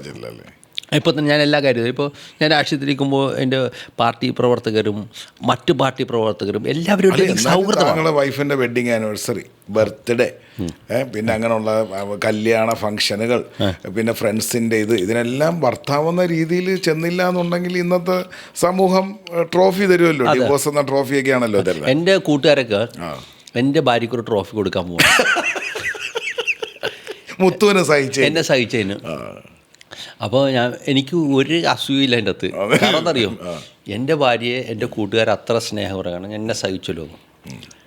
തിരിച്ചും വേണമെങ്കിൽ എനിക്ക് പറയാം, അവരുടെ വീട്ടിൽ ഓരോന്ന് കൊണ്ടുപോയി കൊടുത്താൽ അവരൊക്കെ ഓടും. അപ്പോൾ വൈഫിൻ്റെ ഫുൾ സപ്പോർട്ടാണ്? വൈഫിന് വളരെ ശാന്തയായ, ഞങ്ങൾ തമ്മിൽ രണ്ട് ധ്രുവങ്ങളിലുള്ളവരാണ്. ഞാൻ വാസ്റ്റായിട്ട് ആളുകളിൽ ഇടപെടുന്നതും സവിത വളരെ സൗമ്യമായിട്ട് ഇങ്ങനെ പോകുന്നതാണ്. പുള്ളിക്കാരി വർക്ക് ചെയ്യുന്നുണ്ട്, ടീച്ചറാണ്, ടോക്കച്ച് സ്കൂളിൽ ടീച്ചറാണ്, അധ്യാപികയാണ്, ഹിന്ദി അധ്യാപിക. അയ്യോ, അത് പറയാതിരിക്കാൻ എനിക്ക് നിർവാഹമില്ല. എനിക്ക് എൻ്റെ ഭാര്യയെക്കുറിച്ച് ഒരു മഹാത്മാഗാന്ധി പറഞ്ഞ പോലെ എൻ്റെ ഒരു എൻ്റെ ഭാര്യയെക്കുറിച്ച് എനിക്ക് ആദ്യ കാലഘട്ടം വലിയൊരു അത്ര ഉണ്ടായില്ല. കാരണം ഞാൻ എല്ലാം പെർഫെക്റ്റായിട്ട് നോക്കുന്ന ആൾ. ഡ്രസ്സ് എടുത്ത് അവിടെ വയ്ക്കണം പെർഫെക്റ്റ്. അപ്പോൾ ഞാൻ പെർഫെക്റ്റ് അല്ല എന്ന് പറഞ്ഞാൽ എന്തെങ്കിലും കാര്യങ്ങൾക്ക് പറഞ്ഞു ഒരു പിതാവ് പറയുന്ന പോലെ പറയും. എനിക്ക് ഈ അച്ചടക്ക. അപ്പോൾ ഒരു ദിവസം ഞാനൊരു പ്രസംഗവേദിയിൽ പോയി. അപ്പോൾ എൻ്റെ ഭാര്യയെക്കുറിച്ച് അവിടെ ഒരു ഓട്ടിസം ഡേ ആയിട്ട് ബന്ധപ്പെട്ടിട്ടാണ്. അപ്പോൾ ഞാൻ എൻ്റെ തൊട്ട് മുന്നിൽ മാഡം സംസാരിച്ചുള്ളൂ, ഞാൻ പിന്നെ സംസാരിക്കാത്ത. അപ്പോൾ അന്ന് രാവിലെ ഞാൻ ഭാര്യയുടെ അടുത്ത് എന്താ കാര്യം ഇത് നിങ്ങൾ പെർഫെക്റ്റായിട്ട് നിങ്ങൾ ചെയ്യേണ്ട കാര്യങ്ങളൊക്കെ ഒരു ഉപദേശം അത്രേ ഉള്ളൂ. ഞാൻ അവർ പറയുന്ന സംസാരിക്കുന്നതാണ്. എനിക്ക് അന്നാണ് എൻ്റെ ഭാര്യയെ ഒരു എന്താ പറയുക സല്യൂട്ട് ചെയ്യുന്നു. അവർ പറഞ്ഞ വാചകം, എൻ്റെ മകൻ കുറച്ച് പഠന വൈകല്യം അതൊക്കെയുള്ള കുട്ടിയായിരുന്നു. പല സ്കൂളുകളിലും അയച്ച കുട്ടിയെ അത്ര കൈകാര്യം ചെയ്യാൻ പറ്റിയില്ല. പക്ഷേ അവനെ വളർത്തിയ അവനെ ഈ തരത്തിൽ സ്കൂളിലും കോളേജിലും ഇന്ന് ആ പയ്യനെത്തിയതിന് ഒരു കാരണക്കാരിയായ ഒരു അധ്യാപികയുണ്ട്. അവന് ഭയങ്കര ഇഷ്ടമുള്ള അധ്യാപിക. ആ അധ്യാപികയാണ് ഒരുപക്ഷെ രാജഗോപാൽ സാറിന് അറിയുമെന്നറിയില്ല, അങ്ങയുടെ ഭാര്യയാണെന്ന് പറഞ്ഞു. അവനിന്ന് ഈ നിലയിലെത്തിയത്. അപ്പോൾ ഒരു ഭാര്യയെ സംബന്ധിച്ച് ഇത്ര പ്രൗഡായിട്ട് നമുക്ക് കാണാൻ പറ്റുന്ന ഒരു അതെ എന്ന് വെച്ചാൽ ഞാൻ പ്രൗഡായിട്ട് കാണുന്നത് വെച്ചാൽ എൻ്റെ ഭാര്യ ഇപ്പം എന്നെ നോക്കിയാലും എനിക്ക് കുഴപ്പമില്ല, പക്ഷെ ഒരു കുട്ടിയെ വളരെ അതും സ്വന്തം ഉദരത്തിൽ വളരാത്തൊരു കുട്ടിയെ സ്വന്തം ഉദരത്തിൽ വളർന്നതിന് പോലെ തന്നെ നോക്കി കണ്ടു എന്നുള്ളത് വലിയ എന്നെ ടച്ച് ചെയ്ത ഭയങ്കരമായിട്ട് മൊമെൻ്റാണ്. കേൾക്കുന്നുണ്ടല്ലോ അല്ലേ? ഭയങ്കര ടച്ച് ചെയ്ത മൊമെൻ്റ്. ഞാനത് ആ വേദിയിലിരിക്കുന്ന ആളുകളോട് പറഞ്ഞു, ഞാനിന്ന് രാവിലെ ഇങ്ങോട്ട് വന്നപ്പോൾ വളരെ മോശമായിട്ട് മോശമല്ല, എന്താ ഇങ്ങനെ ചെയ്യാത്ത, പെർഫെക്ഷൻ വേണ്ടേ, കുട്ടികളൊക്കെ ഇങ്ങനെ പഠിപ്പിക്കുന്നത് അത് പറയും. നമ്മൾ ചില വീമ്പുകളൊക്കെ വേണമല്ലോ നമുക്ക് വീട്ടിൽ. നമ്മൾ ക്യാമറ നടക്കൊക്കെ കാണിച്ചില്ലെങ്കിൽ അപ്പോൾ ആ ഒരു സംഭവം ഉണ്ടായി. അതിനുശേഷം ഞാനിപ്പോഴും പറയുന്നത് വെച്ചാൽ എൻ്റെ ഭാര്യയുടെ അടുത്ത് ഇന്നും കൂടെ പറഞ്ഞു, പഠിപ്പിച്ച എല്ലാ കുട്ടികളുടെയും പേരുകളൊന്നും എഴുതി വയ്ക്കാം. റിട്ടയർ ആകുമ്പോൾ ഇവർ പേരുകളൊക്കെ നമുക്കൊന്ന് വായിച്ചു നോക്കാം. അതൊരു വലിയ സംഭവമല്ലേ. അങ്ങനെ എനിക്കൊരു ഞാൻ ഇലക്ഷൻ കാലഘട്ടത്തിൽ ഒരു ടീച്ചറെ കണ്ടു. ഞാൻ ടീച്ചറെ എത്ര കുട്ടികളെ പഠിപ്പിച്ചിട്ടുണ്ട്. ആ കുട്ടി അപ്പോൾ 16,813 സംതിങ്. അപ്പോൾ അവർ പേരൊക്കെ ഓർക്കുന്നു ഉണ്ട്, ഡയറിയിൽ എഴുതിയിട്ടുണ്ട്. ഞാൻ കാണിച്ചു തരും. ആ ടീച്ചറെക്കുറിച്ച് ഞാനൊരു സ്റ്റോറി ചെയ്തു. അത് ഇവിടുത്തെ ലീഡിങ് പത്രത്തിൽ വരികയും ചെയ്തു. അതിന് ആ ആൾക്ക് അന്നത്തെ സ്റ്റേറ്റ് അവാർഡും കൂടി കിട്ടി. വാങ്ങിച്ചു കൊടുത്ത് പത്രാധിപന് ഒരുപാട് പത്രവാർത്തകളൊക്കെ ചെയ്തു. അയ്യോ, ജീവിതമാണ്. നന്നായിട്ട് എഴുതും, മ്യൂസിക് ഒക്കെ ചെയ്ത്. ഇപ്പോൾ ഒരു പള്ളിയിലച്ഛനായിട്ടൊരു പാട്ടൊക്കെ ഇറങ്ങി, അത് വൈറലായിരുന്നു. ആ പാട്ടൊന്ന് പാടാമോ? സ്നേഹസ്വരൂപന ജീവനാഥ നിൻ കൃപ ചൊരിയണമേ, ദുഃഖങ്ങൾ ദുരിതങ്ങൾ താണ്ടുവാനെനിക്കു നീ ഭക്തിയാം കൃപ ചൊരിയൂ, നാഥാ ഭക്തിയാം കൃപ ചൊരിയൂ. ഇതൊരു ക്രിസ്ത്യഗാനമല്ലേ? താങ്കൾ എല്ലാ അല്ലേ സാധാരണ ആൾക്കാർ പറയുന്നത് സംഖ്യയാണ് അങ്ങനെയാണെന്നൊക്കെ പറയുന്നിടത്ത് താങ്കൾ എല്ലാ മതസ്ഥരുമായിട്ടും ഭയങ്കര സൗഹൃദത്തിൽ. അത് വേറൊരു പാട്ട് എഴുതിയിട്ടുണ്ട്, അത് രസകരമാണ്. അത് എനിക്ക് ചെയ്യണമെന്ന് കൊള്ളാറുണ്ട്. നാലഞ്ച് സിനിമയാണ്. പെണ്ണേ പെണ്ണേ സുന്ദരി പെണ്ണേ പെണ്ണേ പെണ്ണേ ശിങ്കാരി പെണ്ണേ നിന്നെ കേട്ടാൻ ഞാനുണ്ടല്ലോ സുന്ദരി പെണ്ണേ. പെണ്ണേ പെണ്ണേ സുന്ദരി പെണ്ണേ പെണ്ണേ പെണ്ണേ ശിങ്കാരി പെണ്ണേ നിന്നെ കേട്ടാൻ ഞാനുണ്ടല്ലോ സുന്ദരി പെണ്ണേ. അതിൻ്റെ അകത്ത് വേറെ ലൈൻസ് ഉണ്ട്. പൊന്നും വേണ്ട പണ്ടവും വേണ്ട കാറും വേണ്ട മാളിക വേണ്ട നിന്നെ കേട്ടാൻ ഞാനുണ്ടല്ലോ സുന്ദരി പെണ്ണെ. അതിന് പിന്നെ കൊട്ടും വേണം കുരവയും വേണം നാട്ടും വേണം നാട്ടാരും വേണം നിന്നെ കേട്ടാൻ ഞാനുണ്ടല്ലോ സുന്ദരി പെണ്ണെ. ടെ ടെ ടെ ടെ ടെ ടെ അങ്ങനെ. അപ്പോൾ സിനിമ എടുക്കുമ്പോൾ എൻ്റെ പാട്ടൊന്നും. എനിക്ക് തോന്നുന്നു ഈ പാട്ടൊക്കെ കേട്ട് കഴിഞ്ഞാലേ ആൾക്കാരൊന്നും വാങ്ങിക്കാതെ കല്യാണം കഴിക്കണം എന്നുള്ളൊരു മെസ്സേജും കൂടെ കാണിക്കുന്നതുകൊണ്ട് സംശയം എനിക്ക് ഉണ്ട്. സുന്ദരി അപ്പോൾ അത് ഒളിച്ചോട്ടമല്ല ഉദ്ദേശിക്കുന്നത്. അതുകൊണ്ടാണ് വേണം നാടും വേണം നാട്ടാരും വേണം എന്ന് പറയാൻ കാരണം. മനസ്സിലായി. അല്ലെങ്കിൽ ലവ് മാരേജ് എന്നൊക്കെ പറയുമ്പോണ്ടല്ലോ ഇപ്പോഴത്തെ എന്തുവാണ് നാട്ടുകാരൊക്കെ അറിഞ്ഞു, നളൻ്റെ സദ്യയൊക്കെ വിളമ്പി ഒരു കല്യാണം നടത്തുമ്പോൾ ഒരു രസമല്ലേ, സമ്പ്രദായം, ഒരു രസം. അത് അറിഞ്ഞ് അച്ഛനും അമ്മയൊക്കെ അറിഞ്ഞു, രണ്ട് കുടുംബങ്ങൾ അറിഞ്ഞു. അപ്പോൾ പരസ്പരം അവരെ വിട്ടു. അപ്പോൾ അവർ നല്ല അമ്പലത്തിലോ പള്ളിയിലോ അല്ലെങ്കിൽ അപ്പോൾ സദ്യ വരുന്നു. നമ്മുടെ സിനിമയിലെ കണ്ടുകൂടെ ഇന്നസെൻ്റ് ആയിട്ടൊക്കെ നമ്മുടെ സിനിമയിൽ കണ്ടേ ചോറ് വിളമ്പാൻ ടിങ് എന്താ വേണം മനസ്സിലായി. ചോറന്നല്ലേ മുത്തോണെ കോളേജിൽ പഠിക്കുമ്പോഴത്തേക്ക് ഈ ലവോ ക്രഷോ ഒക്കെ ഉണ്ടായിരുന്നു. എൻ്റെ കുടുക്കി നാളൻ കുടുക്കി. കോളേജിൽ രാഷ്ട്രീയമായിട്ട് സ്പാർ ചെയ്യുന്ന സമയത്ത് ഈ പറഞ്ഞ കണക്ക് ഒരു താരമാണല്ലോ, ഒരുപാട് ഇഷ്ടങ്ങൾ ഉണ്ടായിരുന്നു. അതെ, പ്രണയിക്കാത്തവനെ എന്തിനു കൊള്ളാം. ആ ഒരു പ്രണയിച്ചിട്ടില്ലേ ചോദ്യം എൻ്റെ അടുത്ത് ചോദിക്കുമ്പോൾ ഞാൻ പറയണം. ചോദ്യം ചോദിക്കാൻ ഒന്നാണോ വീട്ടിലിരിക്കുന്നത്? ഇല്ല, അതാണ് അതിൻ്റെ ഭംഗി. ഞാൻ ആദ്യമായിട്ട് കാണാൻ പോണ പെണ്ണിനെ ഞാൻ കെട്ടി, അങ്ങനെ കെട്ടി. Tim Tim. എത്ര പേരുടെ കണ്ണീര് കാണും ആ ബന്ധത്തിനകത്ത്?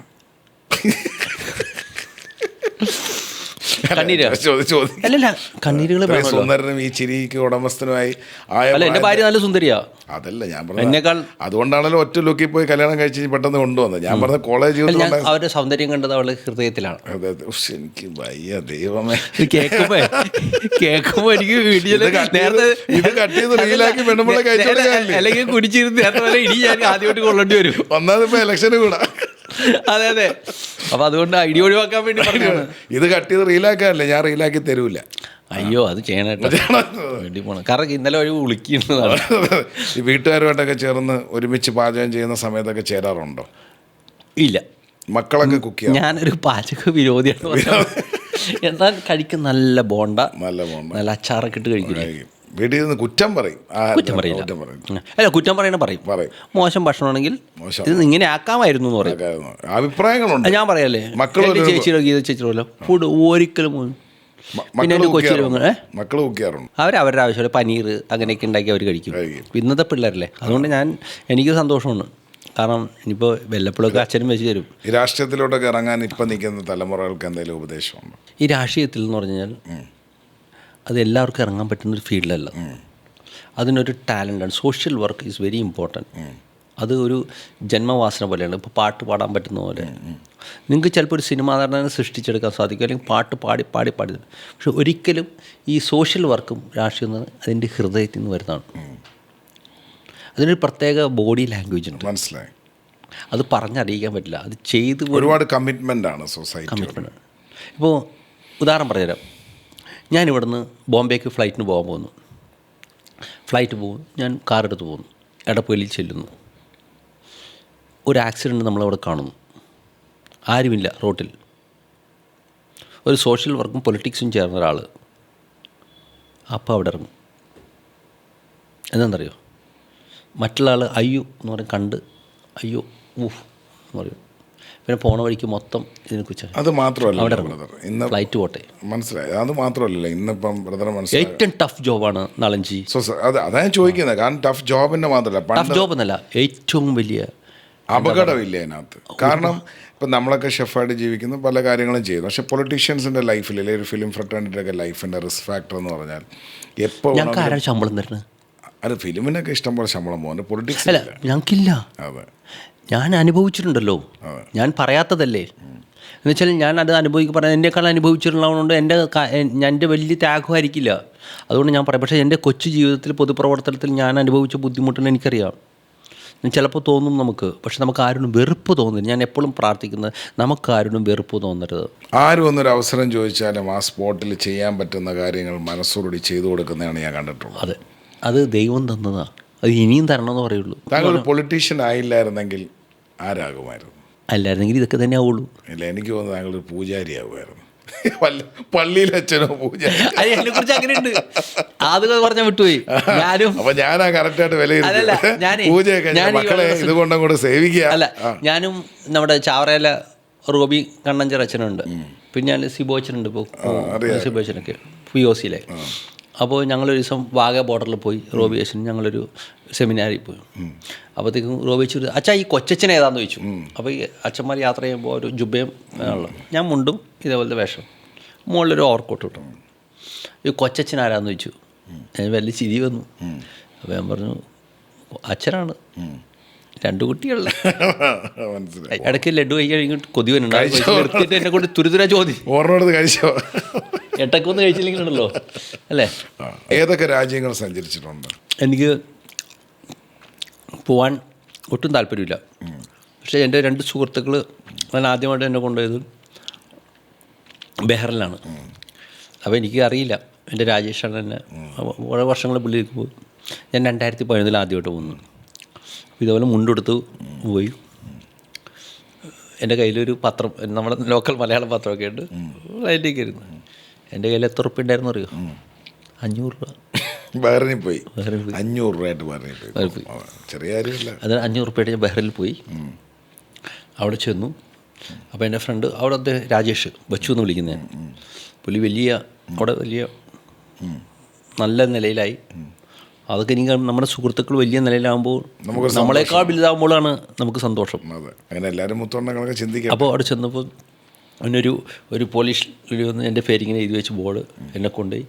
ഞാൻ അവിടെ ഒരു VIP ലോഞ്ചിലെത്തി. അവിടുത്തെ രാജാവിൻ്റെ ലോഞ്ചിലേക്ക് ഇങ്ങനെ ഇരുത്തി. അപ്പോൾ എൻ്റെ ഫ്രണ്ട് വന്നു. അപ്പോഴത്തേക്കും ഞാൻ 2-3 മലയാളീസ് ഇങ്ങനെ തലവിട്ടു. ഇത് മുത്തുച്ചേട്ടനല്ലേ? ഞാനങ്ങനെ രാജാവായി. ഞാൻ ബഹ്റിലറിയാം എന്നെ പറഞ്ഞപ്പോൾ. അപ്പോൾ ഞാൻ ഇലക്ഷൻ മത്സരിച്ചതിന് ശേഷമാണ്. അപ്പോൾ അന്ന് മമ്മൂക്കേനെയൊക്കെ ഞാൻ ആദ്യം കാണാൻ പോയത്. ഞാൻ കണ്ടതാ വീഡിയോ ഉണ്ടായിരുന്നു. മമ്മൂക്കൊക്കെ, അതൊക്കെ മമ്മൂക്കൊക്കെ നമ്മുടെ ഭയങ്കര ഇഷ്ടമാണ് എനിക്ക്, ലാലേട്ടനെ. അവർ പറഞ്ഞ സ്റ്റേറ്റ്മെന്റ് ഉണ്ട്, എനിക്ക് മുത്തുവിനെയാണ് അറിയാവുന്നത്. അത് ഭയങ്കര കാര്യമാണ്. അപ്പോൾ അന്ന് കണ്ടു. അപ്പോൾ അവിടെ ചെന്ന് ഞാൻ മുണ്ടൊക്കെ കൊടുത്ത് നോക്കുമ്പോൾ ഞാൻ ഉടുക്കുന്ന മുണ്ട് അവിടെ അറബി രാത്രി നൈറ്റ് ഡ്രസ്സാണ്, ഒറ്റ മുണ്ട്.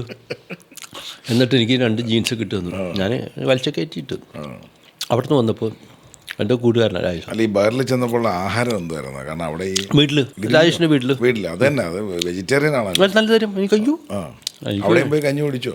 കഞ്ഞി ചോറ് നമ്മുടെ നാടൻ ഫുഡൊക്കെ അവിടെ പോയി കഴിച്ചു. ബഹ്റിൻ ഫുഡ് വല്ലതും ട്രൈ ചെയ്തോ? ഇല്ല, ഒന്നും ചെയ്തില്ല. തിരിച്ചു വന്നത് എക്സ്ട്രാ $1 കൂടെ കിട്ടി. എന്താണെന്നറിയോ? ആ ട്രാൻസിറ്റിൽ എവിടെ വന്ന് പറയുമ്പോൾ അവിടെ ഒരു സിംഗപ്പൂർ കോയിനില്ലേ, അവിടെ കിടന്ന് കിട്ടി. അപ്പം പോയത് 500 രൂപ കയ്യിൽ വെച്ചിട്ട്, ബാങ്ക് അക്കൗണ്ടില്ല, ഒന്നുമില്ല. തിരിച്ചു വന്നു. അതേപോലെ 2ാമത്തെ യാത്രക്ക് പോയപ്പോൾ എൻ്റെ ഫ്രണ്ട് അവിനാശ് കുറച്ചാളാണ്. അപ്പോൾ ശ്രീലങ്കയിൽ പോയിട്ടുണ്ട്. അത് സംഘടനാപരമായി 1-2 സ്ഥലത്ത് പോയതാണ്. അവസാനമായിട്ട് കഴിഞ്ഞ വർഷം എൻ്റെ ഫ്രണ്ട് അവിനാശ് പുള്ളി എന്നെയും എൻ്റെ ഭാര്യേനെയും സുഹൃത്തുക്കളൊക്കെ പുള്ളിയുടെ പിറന്നാൾ ആഘോഷിക്കാൻ വേണ്ടി വിളിച്ചുകൊണ്ട് പോയി. അതെൻ്റെ ജീവിതത്തിൽ ഒരിക്കലും മറക്കാൻ പറ്റാത്ത. അവിടെ ഞാൻ ചെന്ന് കുട്ടികളെ, അത് പറഞ്ഞപ്പോൾ ഞാൻ വിട്ടുവരും, കുട്ടികൾ എനിക്കൊരു ഹരമാണ്. എവിടെ ഡാൻസ് കണ്ടാലും ഞാൻ പയ്യനെ, നമ്മുടെ ദിലീപ് സിനിമയിൽ പിള്ളേർ കൂടെ പോവില്ലേ, കണ്ടല്ലേ അറിയാണ്ട് കളിച്ചു പോകും. അപ്പോൾ ചോദിക്കും, ചിലപ്പോൾ ആളുകൾ വിചാരിക്കും ഇവൻ കള്ളു കുടിച്ചൊക്കെ ആയിരിക്കും ഡാൻസ് ചെയ്യുന്നത്. കണ്ടാൽ ചിലപ്പോൾ വീഡിയോ ഒക്കെ പ്രചരിപ്പിക്കുക ആളുകൾ വിചാരിക്കുമല്ലോ. അപ്പോൾ ഞാൻ ചെന്നപ്പോൾ ആ ബർത്ത്ഡേക്ക് ഞാൻ അടിപൊളിയായിട്ട് അങ്ങ് ഡാൻസ് കളിച്ചു. അപ്പോൾ ആളുകൾ മുണ്ട കൊടുത്ത് ഡാൻസ് കളിക്കുന്നു.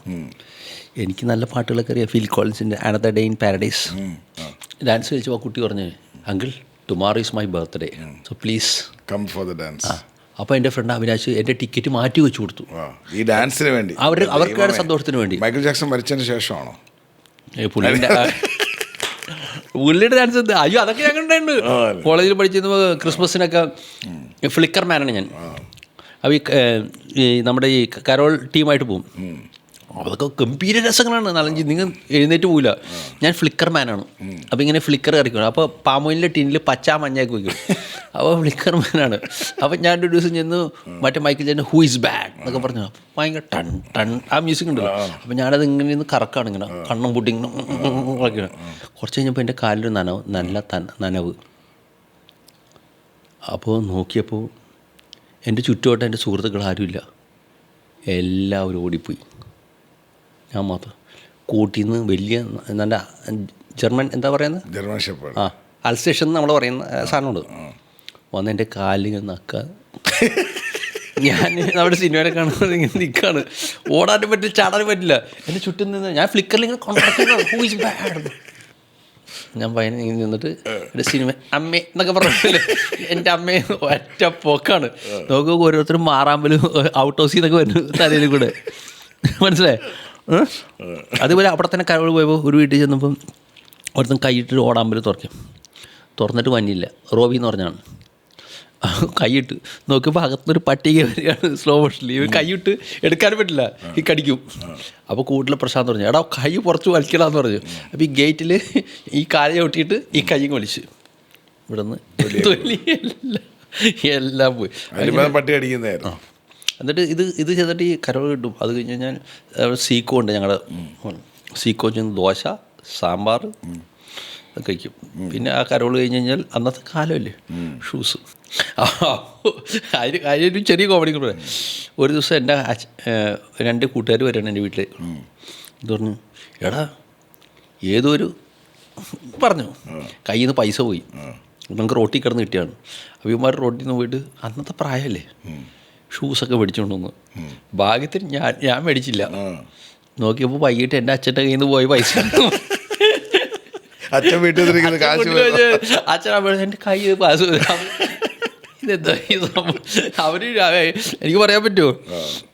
മറ്റേ പക്ഷേ അദ്ദേഹം രസകരമായ ജീവിതങ്ങളാണ്. അയ്യോ, ഞാൻ ബേസിക്കലി ചൈനയിലുണ്ടായിരുന്നു, ഇംഗ്ലീഷ്, ഇറ്റാലിയൻ, ഞാൻ ഡിഷസൊക്കെ പ്രിപ്പയർ ചെയ്യും. അങ്ങനെ മുത്തോണം എത്ര ഭാഷ സംസാരിക്കും? മനുഷ്യനറിയുന്ന എല്ലാ ഭാഷയും ഞാൻ സംസാരിക്കും. അങ്ങനെയൊന്നുമില്ല. അറബി അറിയോ? വേണമെങ്കിൽ പറയുമല്ലോ. എന്നൊക്കെ പറഞ്ഞാൽ ഞാൻ സീരിയസ്ലി സംസാരിക്കും, ഇംഗ്ലീഷ് സംസാരിക്കും, എല്ലാ ഭാഷ, തമിഴ്. ഈ ഭാഷകൾ പഠിക്കണം. ഭാഷകളും പഠിച്ചാൽ നമുക്കൊരു ഗുണമുണ്ട്. അതിൻ്റെ സാഹിത്യത്തിലേക്ക് പോകാൻ സാധിക്കും. ഇപ്പോൾ തമിഴിൽ പഠിച്ചു കഴിഞ്ഞാൽ ഏറ്റവും മെലഡീസ് ലാംഗ്വേജ് അല്ലേ തമിഴ്. പാട്ട് പാടി. അല്ലെങ്കിൽ ഹിന്ദി ആയാലും. ഹിന്ദി ആവട്ടെ. സാത്തിഹാ തൂനെ ക്യാ കിയാ भेलिया तूने क्या किया मैंने किया तेरा इंतज़ार इतना करो ना मुझे प्यार इतना करो ना मुझे प्यार.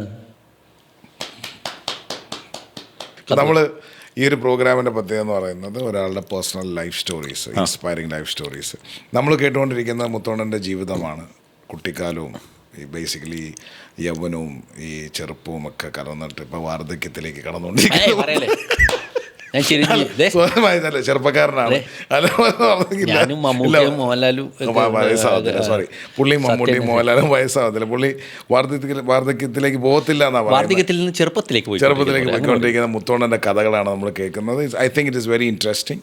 കാരണം ഒരു അടുക്കള പോലെയാണ് നമ്മളെല്ലാവരുടെയും ലൈഫ് എന്ന് ഞാൻ എപ്പോഴും പറയും. കാരണം അവിടെ ഉണ്ടാകുന്ന റെസിപ്പികളാണ് നമ്മൾ ഓരോ ദിവസത്തിൻ്റെയും ജീവിതത്തിൻ്റെ stories and how you cook your life. നമ്മളെ ജീവിതം എങ്ങനെ പാചകം ചെയ്തെടുക്കുന്നു.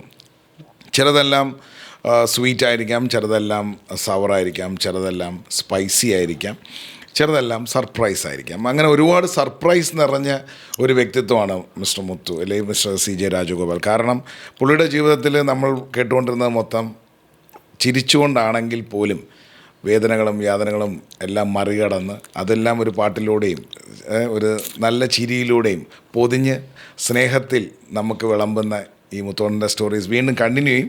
വേറൊരു എപ്പിസോഡ് നമ്മൾ കൊണ്ടുവരണം. കാരണം ഇതിവിടെ തീരില്ല. ഇവിടെ ഞാൻ ചെറിയൊരു എള്ളുണ്ടയും ഒരു കരിക്കും വെള്ളമൊക്കെ കൊടുത്ത് തണുപ്പിച്ച് ആ മനുഷ്യന് എല്ലാവിധ ഭാവങ്ങളും നേരിടും. ചൂടായതിനെ തണുപ്പിച്ചാണ് ലാസ്റ്റ്. തൂശനിലയിൽ അങ്ങനെ സ്നേഹം വിളമ്പി പോലെ ഞാൻ തൂശനിലയിൽ സ്നേഹം പൊതിഞ്ഞ്. അപ്പം അതെ, അപ്പോൾ നമ്മളുടെ മുത്തുജി വീണ്ടും ഇലക്ഷന് നിൽക്കുകയാണ്. സ്നേഹത്തിൽ പൊതിഞ്ഞ് ഞങ്ങളും കൂടെ ഉണ്ടാവും. എല്ലാവിധ ഭാവങ്ങളും നേരുന്നു. എന്നെ ഈ പരിപാടിയിൽ വിളിച്ചത് വലിയ സന്തോഷം. എന്നെ സംബന്ധിച്ചൊരു പുതിയ എക്സ്പീരിയൻസ് ആണ്. Thank you. ഞാനിങ്ങനെയൊന്നും പോയിട്ടില്ല. ഞാൻ അങ്ങനെ സംസാരിക്കുന്ന പരിപാടി അല്ലെങ്കിൽ TV പറയുന്നു അല്ലെങ്കിൽ എഴുതുന്നു. എഴുത്തുകൾക്കപ്പുറത്തേക്ക് എനിക്കൊരു ലോകത്തിലേക്ക് ഇന്ന് എന്നെ കൊണ്ടുവന്നതിൽ വലിയ സന്തോഷം. Thank you so much for watching dine with Nalan. This is CJ Rajagopal with me known as Muthuji. നമ്മൾ ഇതേ കണക്കത്തെ പ്രോഗ്രാം ഇനിയും ഹോസ്റ്റ് ചെയ്യുന്നതായിരിക്കും. ഈറ്റ്, എൻ്റർടൈൻ ആൻഡ് എഡ്യൂക്കേറ്റ് എന്നാണ് നമ്മളുടെ ഒരു തോട്ട് പ്രോസസ്സ്. ഇതേപോലത്തെ പേഴ്സണൽ വിശേഷങ്ങൾ അറിയാൻ stay tuned with dine with Nalan. More stories, more recipes and more fun. Chef Nalan. Wow. Bye.